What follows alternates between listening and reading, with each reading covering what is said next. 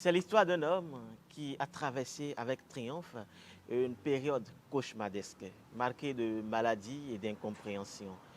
Ami internaute, il a donc décidé de mettre sa vie sous l'emblème de la pensée positive. À travers un livre dont le titre est évocateur, Wilfrid Yanvi, puisque c'est de lui qu'il s'agit, nous donne des méthodes et moyens pour être résilient face aux difficultés de la vie. Mesdames et messieurs, bonjour et bienvenue dans Entre les lignes.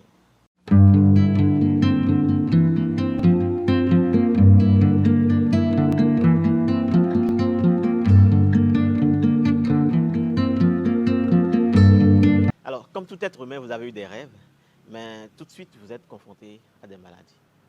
Et à un moment donné, vous avez décidé donc de prendre votre vie en main, vous avez décidé de vivre. Parce que cette maladie vous rongeait. Non seulement elle vous empêchait d'aller à l'école, mais vous rongeait de l'intérieur. À un moment donné, disons 4 ans, vous avez donc décidé de vivre. Comment est-ce qu'on prend cette décision? C'est inspiré vraiment de ce chaos que je vivais en termes de santé, en termes de maladie. De la deuxième année en troisième année, j'ai commencé à avoir des difficultés de santé, une série de maladies. Ce n'était même pas une seule maladie, une série. Ça avait commencé par un ulcère très violent, après c'est passé à autre chose, autre chose et autre chose. Et je pouvais aller et venir, mais j'étais incapable de m'asseoir et de suivre un cours. Donc, j'avais beaucoup de douleurs, j'avais de la tête jusqu'aux pieds une grande douleur. J'étais isolé, enfermé dans une situation qui était indescriptible. Donc, j'ai dû abandonner les cours pendant 4 ans. Au finish, n'ayant pas eu de solution définitive à ma situation, ma prière était devenue, je ne pouvais plus prier comme tout le monde. Ma prière était devenue des poèmes que j'écrivais à Dieu. Et donc, voilà, c'est comme ça que j'ai dit, bon, ok, je vais écrire aussi un ouvrage. Et j'ai commencé par écrire, j'ai décidé de vivre. C'est vrai que c'est l'histoire d'une vie et comment est-ce que c'est au fur et à mesure que les choses se déroulaient que vous écriviez ou bien c'est après que vous avez essayé de faire un récapitulatif? Oui, je n'ai pas fait exactement un récapitulatif du livre. Je n'ai pas fait une autobiographie. J'ai préféré faire plutôt une introspection, analyser ce que je vis et écrire des mots et des lettres qui peuvent aider une personne imaginaire qui vit la même situation que moi ou qui vivra la même situation que moi à pouvoir s'en sortir. Donc le livre a été guidé par l'esprit de générosité, cet esprit de partager avec les autres des solutions qu'on peut utiliser dans des cas similaires aux miens. Donc le livre... Là vient ma question. Est-ce que l'écriture de ce livre-là, c'est un devoir d'allégeance, de reconnaissance ou de gratitude, d'abord envers Dieu et envers ces personnes-là, d'une manière ou d'une autre, vous ont inspiré le livre? Est-ce que c'est un devoir? Bien sûr, j'ai écrit le livre en me mettant dans une peau de quelqu'un qui a un devoir envers l'humanité. Et pendant que je traversais cette situation, pendant que je vivais tout ça, je n'étais pas sûr de vivre longtemps. Nous étions dans les années 2006, 2007, 2008. Bon, je vis jusqu'à ce jour et j'ai une vie prospère. Mais en cette période, je n'étais pas sûr de pouvoir traverser toutes ces années. Et donc, je me disais, bon, au cas où je partais peut-être trop tôt, il fallait laisser un écrit qui retrace un peu ce que j'ai pu vivre et ma soif de vivre et de transmettre aux autres de nouvelles pensées, de nouvelles façons d'analyser les choses, de nouveaux paradigmes par rapport à notre vie quotidienne. De notre vie quotidienne. J'ai par exemple dans le livre parlé de la relation, des relations conjugales, la relation entre un mari et une femme, alors que je n'étais pas marié. Donc j'ai projeté dans le futur comment est-ce qu'on peut entretenir les bonnes relations avec son conjoint, sa conjointe, les relations entre belle-fille et belle-mère, les relations entre père et fils. Et justement, dans le livre, nous avons des thématiques, ou moins des pesanteurs, qui nous empêche de vivre pleinement notre vie ou de réaliser nos rêves. Et du moins, l'une de ces pesanteurs, c'est la peur du lendemain. La peur du lendemain est un problème fondamental par rapport à notre épanouissement au quotidien. C'est-à-dire quand nous sommes confrontés aux difficultés, aux maladies, aux menaces spirituelles ou physiques. Lorsque quelqu'un de votre génération, dans la fleur de l'âge, pique une crise et meurt sur le coup, vous vous demandez, mais de quoi sera fait demain? Qu'est-ce que moi je deviens? Ou bien lorsque vous êtes en train d'étudier, alors que plein d'autres aînés sont au chômage, il y a plein de choses qui entourent la peur du lendemain et qui empêchent de vivre.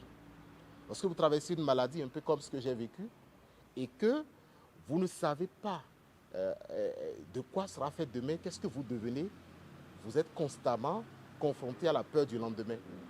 C'est pour cela que j'ai écrit ce livre en apportant des palliatifs, des solutions que je ne vais pas partager tout de suite sur le plateau. Je vais laisser le suspense aux lecteurs. Ils vont découvrir le livre et voir comment on peut nourrir d'autres types de réflexions, comment on peut construire soi-même d'autres paradigmes qui vous permettent de surmonter la peur du lendemain. C'est très très important pour vivre en paix, pour vivre posé. D'accord. Dites-nous, comment est-ce qu'on arrive à écrire toute une vie? Bien sûr, ça c'est aussi une très bonne question. Je pense que la première des choses pour pouvoir écrire un livre qui ait du sens et qui aborde cette thématique de bien-être, il faut se ressourcer, il faut se raccorder à l'être suprême qui nous a créés, selon la foi de chacun. Selon moi, ma foi, il fallait que je me connecte au Créateur et que je lui demande des solutions par rapport à ce que je vivais, ce que je traversais dans la période. C'est ce que j'ai fait. Et donc, j'étais un homme de prière. Il m'est arrivé au cours de cette période de m'isoler 3 nuits, 3 jours, sans manger, sans boire, avec comme seul accompagnateur la Bible que j'ouvrais, je sondais les Écritures. Et cela m'a permis de vraiment écouter à travers des songes, à travers également des voix qui me parlaient. Et voilà, une voix qui me parlait, qui disait avec insistance ce qu'il faut faire. Voilà. Donc c'est comme ça que j'ai été inspiré. L'inspiration est la matière première de l'écriture. Donc j'ai pu être inspiré. Et après, c'est vous-même, vos prérequis qui vont vous permettre de composer maintenant chapitre par chapitre. Donc dès que vous avez l'inspiration, il faut que vous ayez un background intellectuel au moins pour pouvoir accoucher tout ça et mettre chapitre par chapitre. Alors, le livre est là, avec un peu de recul. Comment est-ce que vous appréciez ce travail abattu? Oui, lorsque je prends le livre, chaque fois que je prends le livre pour le lire, je me sens étranger, totalement étranger au livre.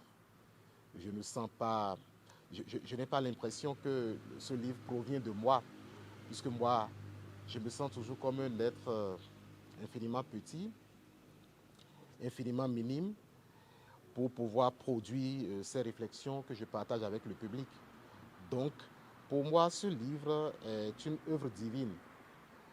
Et l'écriture, écrire ce livre ne suffisait pas, puisque je l'ai écrit depuis il y a près de 15 ans, et je ne l'ai jamais publié. Donc, ça pouvait rester là, dans la poussière, ça pouvait être perdu, comme d'autres œuvres que j'ai écrites et qui sont perdues. Ce n'est pas le premier livre que j'ai écrit. Mais aujourd'hui, lorsque je vois le parcours du livre, comment est-ce que le livre aujourd'hui demande à sortir, et puis sort à une date qui coïncide avec la journée mondiale du livre. Je n'ai pas choisi cette date-là, ça m'a été inspiré et après j'ai vérifié. Et j'ai vu que c'est la journée mondiale du livre. Donc, lorsque je regarde toutes ces œuvres, tout ce parcours du livre, tous ces phénomènes, moi je me sens totalement étranger au livre et je me sens comme un lecteur qui va le lire comme tout le monde. Et redécouvrir les méthodes que vous a inspiré l'Éternel. Exactement. Alors, dites-moi, quels conseils vous avez à l'endroit de la jeunesse qui, aujourd'hui, d'une manière ou d'une autre, se trouve dans ces situations-là?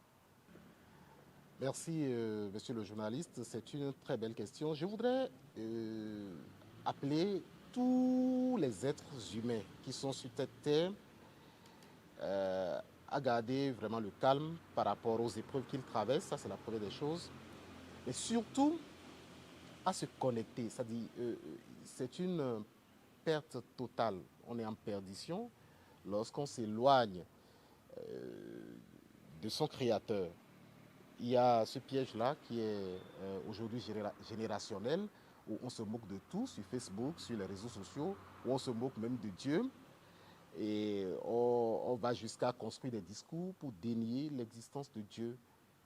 Je respecte vraiment les idées de chacun et tout, mais je pense que ce qui m'a, moi, en tout cas, de mon expérience, de ma petite expérience de vie, ce qui m'a beaucoup plus soutenu, c'est le fait de m'accrocher à Dieu et de me dire, quelqu'un m'a créé, il m'a envoyé sur terre, il a des objectifs, il a des projets sur moi, il ne m'a pas envoyé pour rien, il faut que je m'accroche à lui et que, quelle que soit l'épreuve, que je devienne quelqu'un. C'est très important ce que vous venez de dire. Un mental de vainqueur, dites-nous, c'est à combien et où est-ce qu'on peut le trouver? Un mental de vainqueur ne va pas coûter cher parce que ce livre doit permettre à la multitude d'être épanouie. Et donc, je l'ai reçu gratuitement. Je l'offre gratuitement au prix de 5 000 francs dans toutes les librairies. Et quel numéro on peut contacter pour l'avoir? Pour avoir ce livre, vous pouvez contacter le numéro de l'auteur au 95 04 17 17. Et pour toute situation de vie également, vous pouvez toujours contacter ce numéro, le 95 04 17 17, pour une consultation gratuite et pour un soutien dans votre situation. Merci beaucoup, Monsieur Wilfried Nyanvi. Non, Monsieur Wilfried Soïdia Nyanvi, Merci. de nous avoir honoré sur ce plateau de Entre les lignes. C'est un plaisir pour nous et nous vous souhaitons bonne chance et vous remercions pour tout ce que vous faites pour la jeunesse parce que c'est un témoignage de vie qui sera un bréviaire pour certaines personnes. Merci beaucoup. C'est moi qui vous remercie, cher Raoul, et je vous souhaite plein succès dans l'émission. Et voilà, merci. Merci. Amis internautes, c'est la fin de cette émission. Vous avez compris, il faut cultiver la pensée positive dans tout ce que nous faisons. C'était Wilfried Soïdia Nyanvi. Il a été question de son livre, Un mental de vainqueur. D'ici là, portez-vous bien.